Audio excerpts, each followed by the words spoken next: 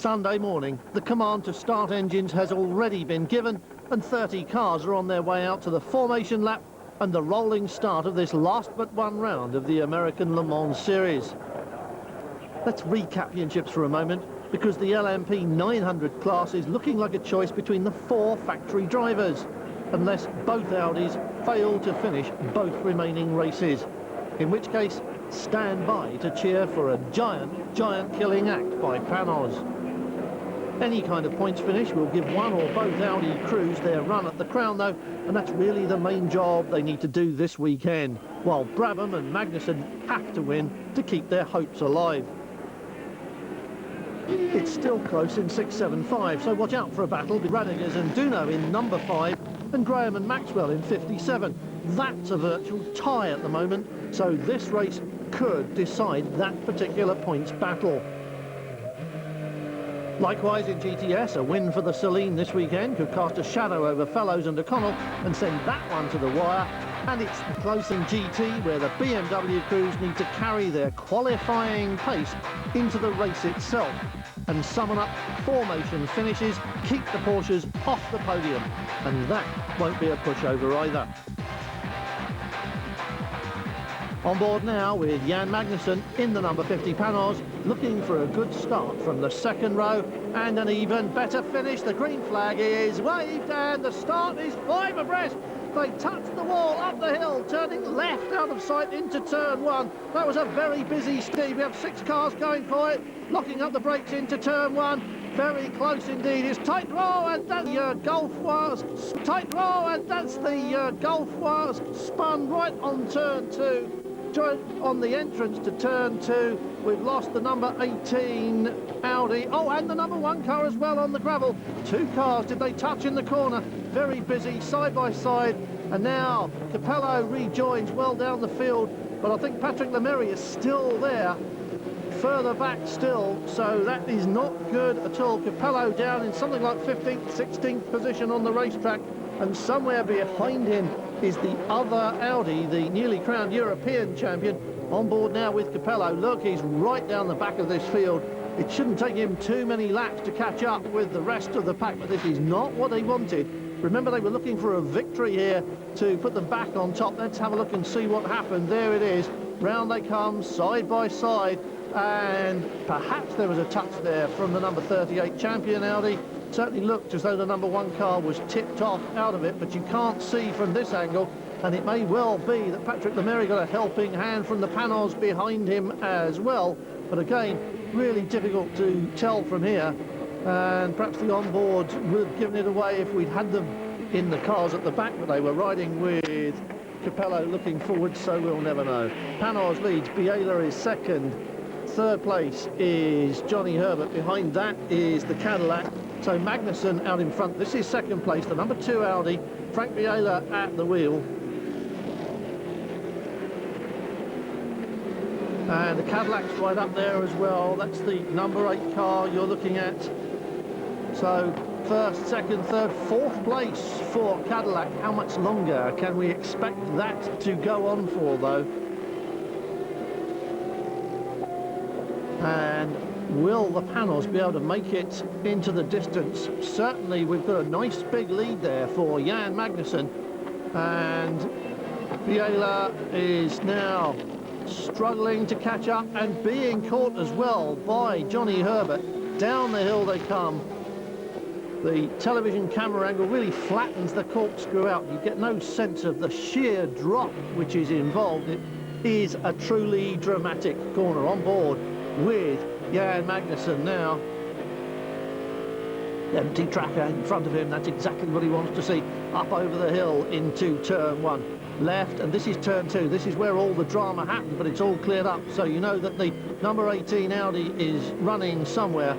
Long left-hander. Track bending to the right now and climbing uphill.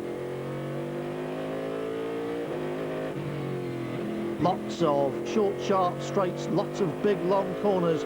No resting place anywhere at all on this circuit. Even the front straight is a very short one, and always going uphill, uphill, uphill. This gives you the clue to how quickly the corkscrew goes downhill. because all of the uphill gradients are suddenly snatched away from you in turn 9 by the drama of that single set of complex corners. Audi, and then Cadillac second, third and fourth, down through the corkscrew. It's a breathtaking plunge. Biela chasing after the Panhars, Herbert chasing after Biela. And this is exactly what Panhars wanted. If Magnussen can make an escape, this could well put them on course for another victory, and it could put them right in the frame for a championship battle at the final round. And remember, double length, 5 extra points, all to play for when they get to Road Atlanta. And this could be a good result too for the champion Audi crew. We go on board with JJ in the number 42 BMW. And it looks like he's well in command of this. Remember, there's a championship battle at stake here as well. And at the moment, that's a championship winning position for him in first place, with his teammates Frederick Eplon behind in the number 43 car in second place, and the Porsches well down the order. It's the number 23 car of Sasha Masson and Lucas Luhr that they're bothered about. And I think if I was Jan Magnussen, I'd be bothered about this too, because Frank Biela is definitely getting closer, starting to mix it with the traffic, dodging around the slower cars, bound to slow the laps up, that's for sure. But at the same time, it's quite clear that Frank Biela is a lot closer than he was. Jan Magnussen made an escape, but Biela is definitely reeling him in and bringing Johnny Herbert with him, I think. So a sterling effort from Biela. Remember, the crew of the number 2 Audi could well be on for the title this year, with the bad luck that has afflicted the number 1 car over the past 2 or 3 races. So this is an important race for Frank Biela and for Emanuele Pirro when he gets in the car. And this is an important piece of work from Frank Biela. Always cheerful, always charming. But when he puts his race face on, Frank Biela really does mean business. And I think Jan Magnussen is about to find out just how much business he really does mean. Herbert staying with him, and there's a big gap. So that second corner tussle on lap 1 really has given these 3 a chance to make a serious break for it. And Biela doing his best not only to hang on, but closing down on Jan Magnussen. Here's the GTS leader, the Saleen number 26, Terry Borchella, out first for Franz Conrad. And as you can see, running away with it ahead of the Corvette. So at the moment, class leader, and he really needs to take this win, put a nice big bucket full of points under his belt and get on terms with the Corvettes to make it a final round showdown when they get to Atlanta. Reliability, bad luck, it's all played a part in the Saleen's year, and 1 or 2 good races with good luck could really turn everything around for them. No doubt about the car's speed, and no doubt at all that that's in the pit lane. That's number 37, John Field, in the Intersport Lola Jug. And driving through the pit, he's been shown the closed black flag. He obviously thought that meant a stop-go penalty, but it's actually meant as a warning. So he's driven through the pits, or almost driven through the gravel trap as well.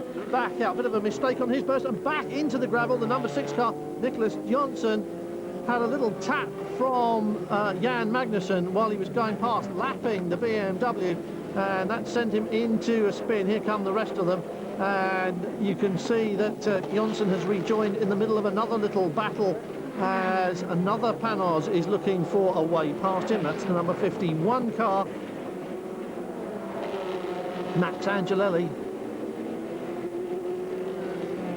and that is Lato in the lead of the GT class. Nobody behind him, or so it would seem. JJ Lato running away with this, and there's not a sign of any pursuit whatsoever. So this is looking very good for JJ.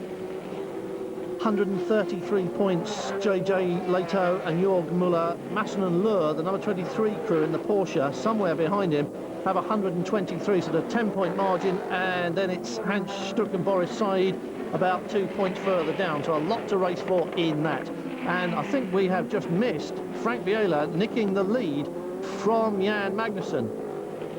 No doubt that the number 2 car is out in front. He was closing in, and now he's not only closed but passed. That's Magnussen behind him in number 50, and behind that the number 38 car of Johnny Herbert. So now Frank Biela has turned the tables. Panos are back to playing catch-up from what was a good-looking lead, and they were getting on for a second slower than the fastest Audi in qualifying.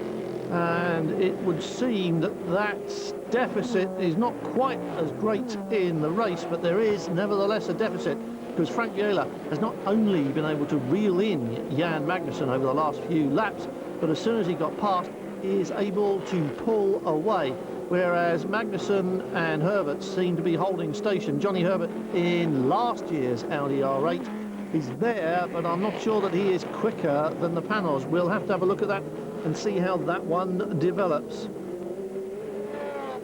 Traffic has a role to play, but all of these cars in GTS and GT and indeed 675 are so well versed in this by now that they, generally speaking, manage to keep out of the way, although we've seen on these tighter racetracks that it's not always possible to give a quicker car all the room it would want on the corner that it wants it. But that has changed things, can change things on a lap-by-lap basis. So that's part of the excitement of this series, though. All the drivers have to deal with it.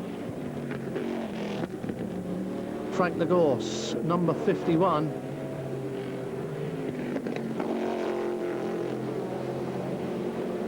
Running on his own. Magnussen, number 50, chasing after Frank Biela. Wallace is there. So still the same order, first, second and third up front.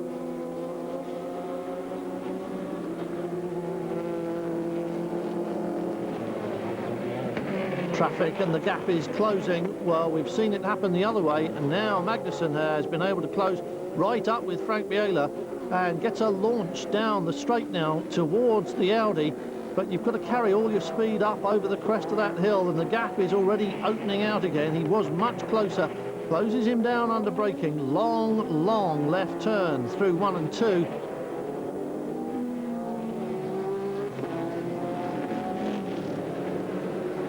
Frank Biela really looks as if everything is going his way. They're closing up. I think that was number 57. I think that is Scott Maxwell, who is the lead car in 675, ahead of number 5, and that's another very close championship battle there.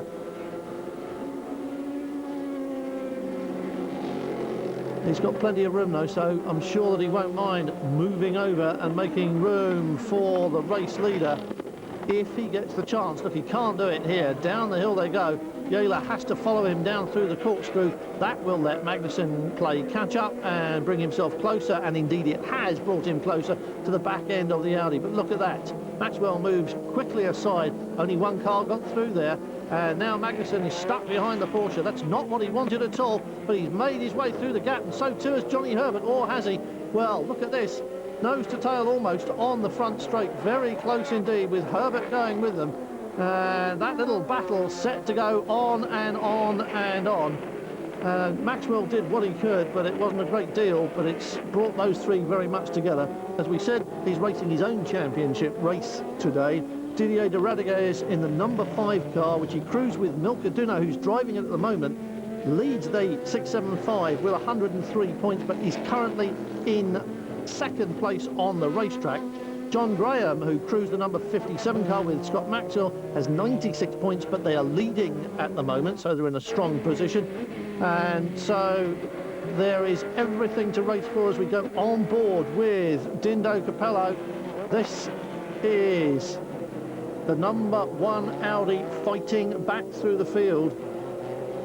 Was down as low as 17th place after that lap 1 spin, and the number 18 Audi dropped right down to 26, but Capello is pushing on. He's up there chasing after 4th place, because I think that's him in 5th. That's Frank Lagorce in front of him, who is in 4th place, so that puts Capello up into 5th. And the job of Frank Lagorce here really has to be to keep position, not let the number one, oh, look how hard he's trying, not let him go through, and try to give his teammate Jan Magnussen, who is further ahead, a better finish, more points and a better chance in the championship. But Capello trying hard, he needs a good finish as well, just 3 points behind Emanuele Pirro in the championship and tied with Frank Biela. So it's all happening here as we head towards the end of the season. This Laguna Seca racetrack is suddenly packed with championship battles all around its length. And as we said, drama from the word go. Only to be expected. We've seen it race after race so far this season, and it's happening again here on a Sunday afternoon that is gradually warming up. Started typical Northern California. Oh, that's Claudia Hurtgen, and the number 11 car is on its way out, so that puts co-driver Steve Knight out of the championship reckoning, and there's nothing wrong with the car that you can see. Came down the hill without power, so it looks as though there was an engine problem there, and that has clarified things at the top of 675, but it hasn't resolved them. Lagorce has got Capello much closer now. Looks a little bit further away with the onboard camera than it is in real life.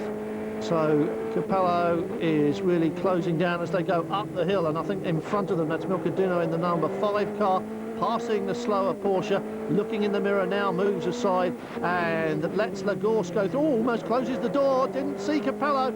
Well, she almost shut the door on the Panos, and he definitely had to get out of it, and that's put Capello right up underneath the rear wing. That's not what Frank Lagorce wanted from that little scenario at all. And now with traffic intervening all around, and you're looking at Jan Magnussen there, not Frank Lagorce, that's Kai Wankum on the gravel track looking for a way back to the racetrack. It's the black bit, there it is. He's okay then. Rejoins at turn 6. So we were saying Capello and Lagorce, and it's Capello has gone through. Well, that little moment going up the hill really cost Frank Lagorce the place and gave Dindo Capello the place. So through he goes now, and Frank Lagorce comes straight back at him, tries to close up under braking, but doesn't quite manage it.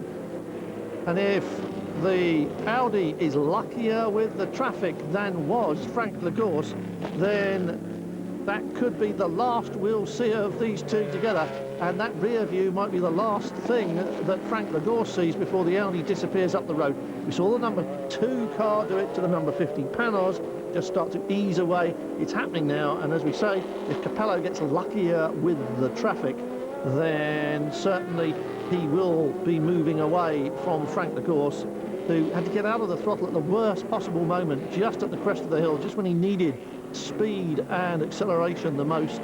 It was denied him by circumstances well outside his control, and now he's having to say goodbye to his battle for 4th place. And here he is 5th, watching Capello disappear as quickly as he can make the Audi go. Bad luck then for all the Panos crews. Here's the moment again from outside. We saw it from on board with Capello, and look, just shuts the door and goes wide again to let everybody through. So Milcadino really wasn't ready for that at all, and as you can see, oh, and that's why Kai Wankum, is that a different spin or is it the same one? I think that might have been, no, he was at turn 6, wasn't he? So we're on board now with Dindo Capello, chasing after the leaders from 4th place. He's got Johnny Herbert in front of him, Jan Magnussen in front of that, Frank Biela in front of that. These three are still pretty much together in traffic. 37 car John Field back out of the pits. Biela goes through, Field holding it wide, letting them all go through, all 3 of them nose to tail. So this is the battle for the lead. This is getting quite exciting. Panos have got to win this title fight. So will the traffic work for Magnussen, which seemed to be his best hope? 1 second off a lap off the qualifying pace, but the team always goes for race setup over grid position. So perhaps those differences don't make as much difference right now as they did on Saturday afternoon, and perhaps the Panos has still got a chance.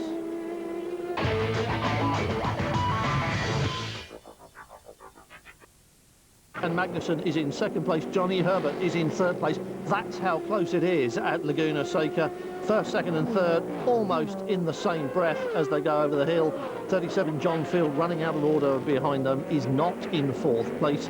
That is now the number 1 Audi of Dindo Capello, which has recovered from a lap 1 spin and 17th place has passed the 51 car of Frank Lagorce and relegated him to 5th, and is now hunting down this little trio, this happy band of brothers. How much longer, though, will they be happy? Biela certainly has found it hard to maintain the pace that he set as soon as he passed the panels, and doesn't seem now to be able to pull away. Remember, everybody was saying that the tyres don't really start to work until you've been out there for a while, so now we'll start to see exactly who has got the race set up.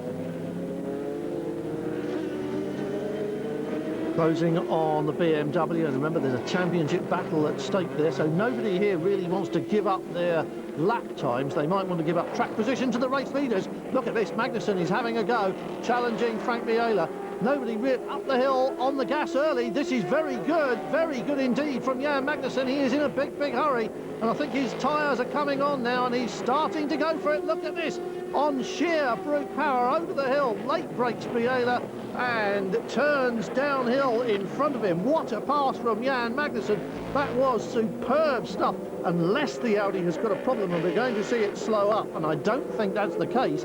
That was an excellent piece of work from Jan Magnussen. Very controlled, but very aggressive. He knew what he was going to do, and he just overwhelmed Frank Biela in those turns. Johnny Herbert will be anxious to have a crack at that himself.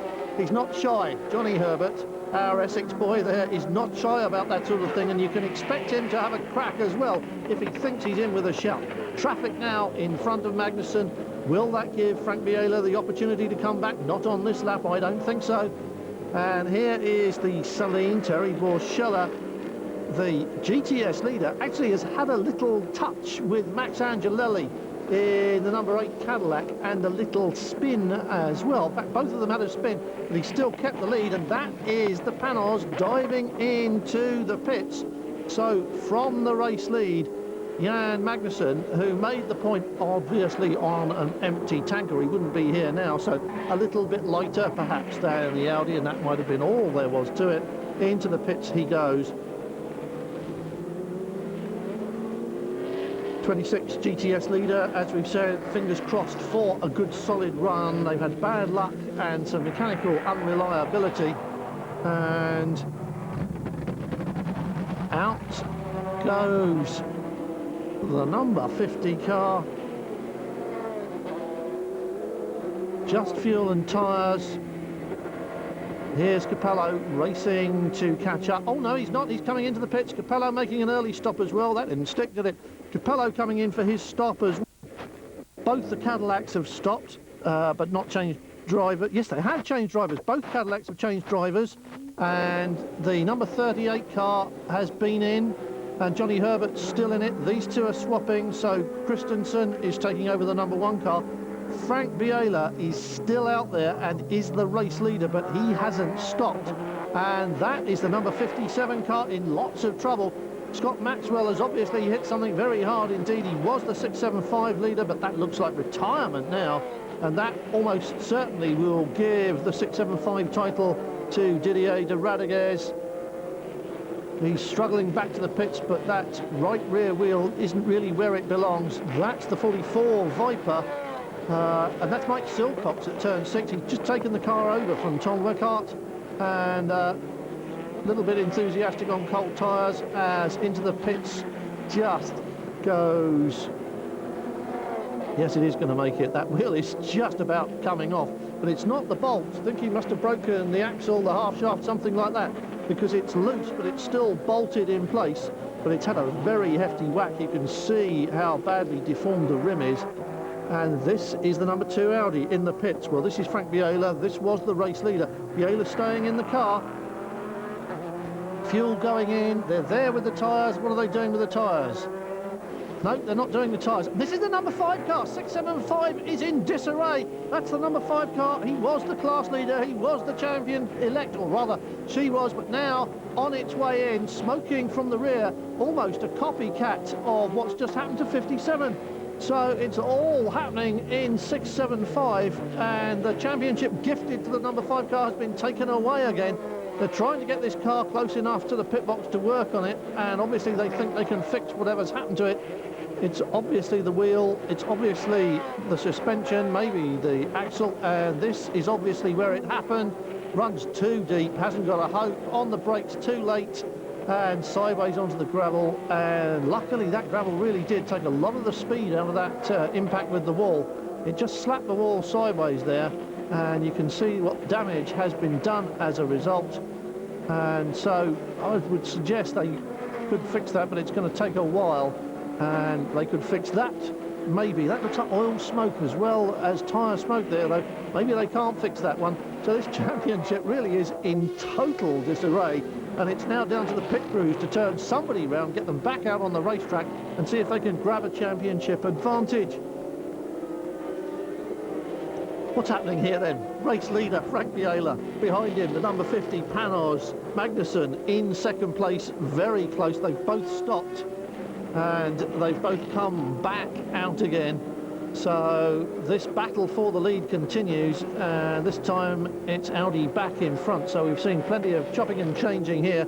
Frank Biela again under pressure, elected to stay with the old tyres, full tank though, and maybe with the extra weight on, the Panos cannot catch up with the Audi. That is Christophe Tanzo, who took over the number 7 Cadillac at the pit stops, and that is beats. Oh, and that's Magnussen in the pit lane. He's obviously hit the tyre wall. Yeah, Magnussen's in the pit lane. How did that happen? Magnussen getting out of the car. Well, that's just the most extraordinary thing. Yeah, Magnussen climbing out of the car in the pit lane. And his title hopes, the Panos' title hopes, are ended at this moment, because that puts them completely out of what was looking like a very solid second and a challenge for the lead. And that's the number 1 Audi. Christensen has stopped on track. Christensen has, it's stationary. The engine appears to have gone. There must be yellows now. We've got a Cadillac Beats, and there are yellows. We've got a car in the pit lane, and we've got an Audi stopped on the racetrack. And that was just an incredible few moments, and it seems that Jan Magnussen was helped into the pit lane as the number 7 Cadillac gets a tow back and gets the tyres it needs to rejoin. Magnussen was helped into the pit lane by the number 38 Audi. A little tap in the final corners pushed him sideways into the pit lane, ended his race as Frank Biela hands over to Emanuele Pirro. Both the BMWs are in there. Leto in front of Ekbom. Out goes Emanuele Pirro. He's on his way back onto the racetrack. We're still under yellows, remember, and the GT battle is happening here. There's another car coming in, and it's the 51 Panos. This is Frank de Gorst handing over to Klaus Graf, and that's the number 1 Audi rolling off the track. He's had a little shove and it's off the track, and the word is that it was clutch failure that put a stop to it. This is the restart though. Glimpse of the number 18 car, went down to 26 on lap 1. He's back out there now, and the way things are going, could quite easily win this race as Johnny Herbert grabs the lead. And the number 18, the Gulf Audi, suddenly has leapfrogged its way up towards the front of this field, but it hasn't stopped yet. So there may well be a complete change there as we look at Johnny Herbert, who has not stopped during the yellow and is quite possibly going to get a stop-go penalty because of the incident with Jan Magnussen's Panos. So that could change everything at the moment, because he's second, so it's Biela there somewhere, should be the race leader. And this is the GT battle. Look at this. The number 23 Porsche was the points leader until the last race. Now in second place, or the crew is in second place. It's third on the racetrack and trying to get past the number 43 car. Well, both the Mullers in the cars now. So Jörg Muller somewhere ahead in 42. Dirk Muller there in 43. There's Frank Biela there. Oh, onto the gravel. Oh, that was so close. We've seen the Audi do that earlier. Picked up a lot of dirt underneath, and he's ripped a lot of bodywork on the curb. There's a bit of damage underneath the number 51 Panos, and it looks as though that was a very unfortunate moment for the Panos team. They've just been helped out of second place, and I think they've just helped themselves out of a podium finish. Lots of things flapping about underneath there. Bits of bodywork are missing. You can see right under the car, you can see the heat shields, and it's hard to say, but they could well have done some extensive damage to the suspension or worse. That's the 18 car cruising. Drama again. What is going on? Rolling slowly down the hill, absolutely no power whatsoever. Stefan Johansson rolling towards pit lane, hoping to get there. Not sure whether he will do. Well, yes, he's going to make it into pit lane, and he seems to have recovered power as well. Although that was a very quick piece of freewheeling. There's something wrong in the cockpit. Not quite sure what the problem there is, but it's dashed their hopes as we rejoin GT. The two BMWs with the Porsche behind them. The PTG car is in front of them. Muller and Muller, Jorg and Dirk, and behind that it's Lucas Luhr, I think, now taking over in the number 23 car, third on the racetrack, and that is not what they need for the championship. They really need to be much further in front. They really need to be leading this GT class. Blue flags waving all over the place, but I don't suppose anybody in this little train needs to be told there are people behind. So it's all happening now. The crew of the champion Audi car are in discussion with the stewards about that stop-go penalty for the number 38 car as the GT battle intensifies even further. Well, it was hot before, and now they are three abreast, closing on the number 22 car, which is running out of sync. It's not actually in front, and neither is the number 6 car. So it's 42, 43 and 23 are P1, 2 and 3 in GT. That's what you are looking at. That's just not the racetrack order at the moment.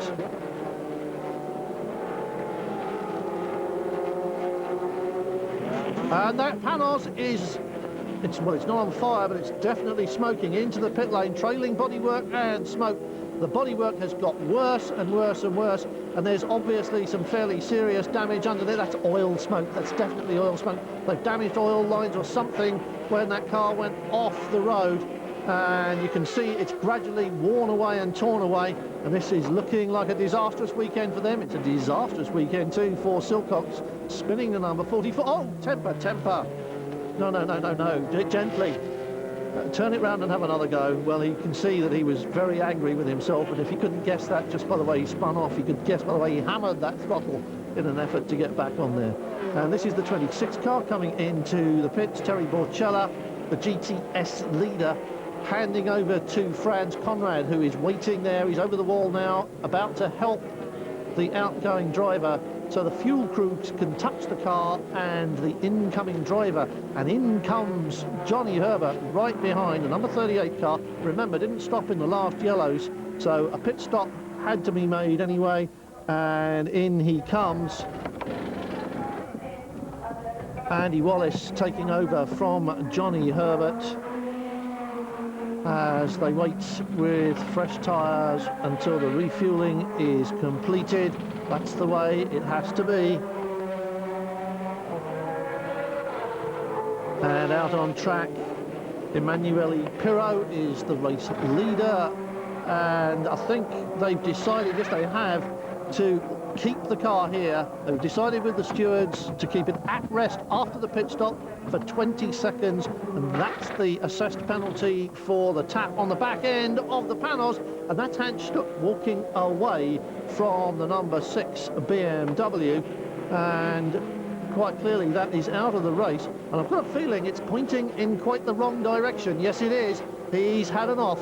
He's lost the back end coming down the hill out of the corkscrew. Oh, and that's going to be a very big one. Ow! That hit the tyre wall very hard indeed. Luckily, we've already seen him walk away from that. So Hans Stuck is out of it, and out of the pits goes Andy Wallace after the penalty has been completed. But I think that's still going to put him in second place behind Frank Biela. Hans Stuck quite unhurt then, which is more than you can say for the BMW. Here's Franz Conrad back out and still in the lead of GTS after that pit stop. Behind him somewhere is the number 3 Corvette and then the number 4 Corvette. That's the order, and this is just exactly what Franz Conrad and Celine wanted from this weekend.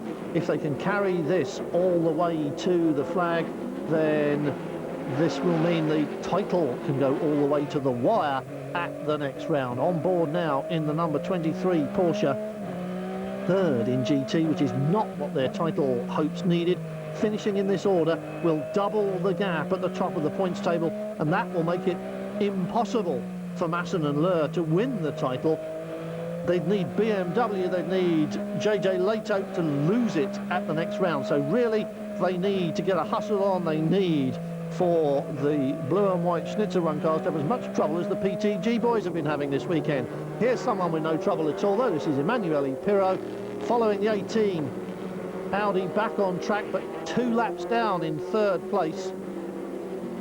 Andy Wallace second, going over the hill after the penalties and the pit stops, looking on for a good finish.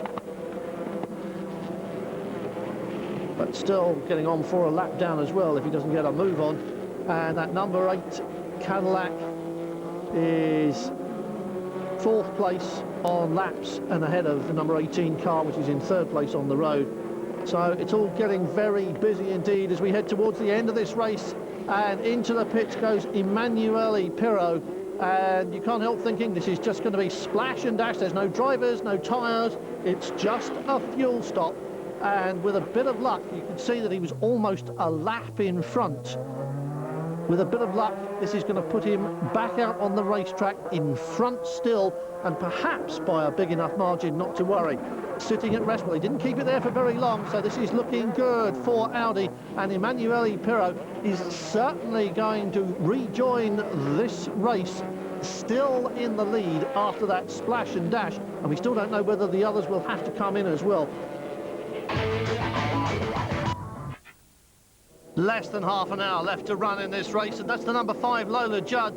The 675 car of Didier de Radiguez coming back on track very slowly after replacing the whole rear end following a suspension collapse. The team say that's a first ever failure. It wasn't accident damage, it just fell apart when he put the brakes on. But with the other class retirements, this means that de Radiguez in number 5 now leads the 675 class, and he's on his way to the title. And that's the man who's leading 900, going over the top of the hill in the number 2 car, out of the pits after a splash and dash, still with a lead. That's Emanuele Pirro. Came out of the pits with about 30 seconds in hand. He's not hammering it, I don't think, now, because Andy Wallace, second place in number 38, is closing in. There's the GTS leader, number 26. Franz Conrad taking over after Terry Borchella ran 2 hours straight and double stinted those Dunlop tyres. How well have they worked? And now Franz Conrad is fending off the number 3 Corvette. Here's the GT leader. That's the number 43 car, on for a formation finish, on for their third 1-2 finish of the year, but the wrong way round. 42 in front of 43 would give the BMW crews the manufacturer's title for this year.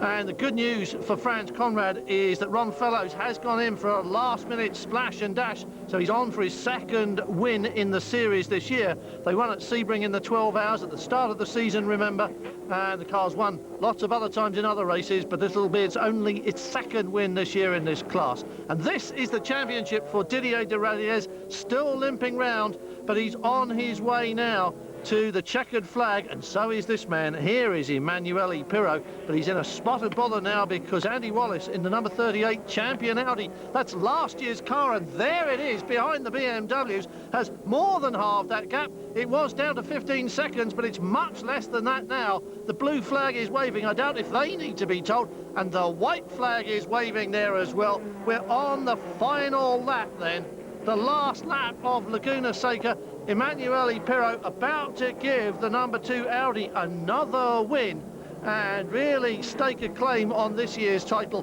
Who would have bet on either of those things at the beginning of the season? Pirro looking very good indeed. Andy Wallace looking very good indeed in the number 38 car, but he's got to face the fact now that it is Pirro who is rounding the last few corners. It's almost all over, bar the shouting. Pirro's going to take the win. Pirro, Wallace, well, he can't do it in the time he's got left. I'm sure that Emanuele Pirro has got a little bit in reserve. He's been pacing himself on the last few laps. He hasn't taken any chances. He doesn't want to spoil it. Through the corkscrew for the final time, down the hill through turn 9, goes Emanuele Pirro with Andy Wallace behind him. And believe it or not, running somewhere in the back there, the number 18 car is going to finish on the podium after all the bother they've had all through this afternoon. But this is the moment that Emanuele Pirro and Frank Biela have been waiting for this Sunday afternoon in Northern California, because the checkered flag is raised and drops, and Audi 1 and 2 going over the line, and third place as well, don't forget. So lots of celebrations for Audi, even if it is the wrong way round. The BMWs have swapped, look at that, 42 ahead of 43 as they go across the finish line. Frank Biela and Emanuele Pirro just about pulled that one off as Andy Wallace slashed the lead from 30 seconds to just 2 at the flag, but 2 is all it takes. So the number 2 Audi wraps up its second win of the year, and Champion gets second place while the Golf car collects third. Franz Conrad and Terry Borchella took a long-awaited second GTS victory of the season over the Corvettes, while Leto and Muller grabbed the GT win on the final lap from their teammates in a move that also gave BMW the class manufacturer's title, although the driver's crown is still up for grabs. In fact, they all are, apart from 675. Didier de Radiguez is confirmed as champion, but the rest are all available, especially with the final round at Road Atlanta being double distance and extra points. Pirro looks strong in LMP 900, but that's still open, and the longer race should suit the Porsches next time. So GT is far from settled either.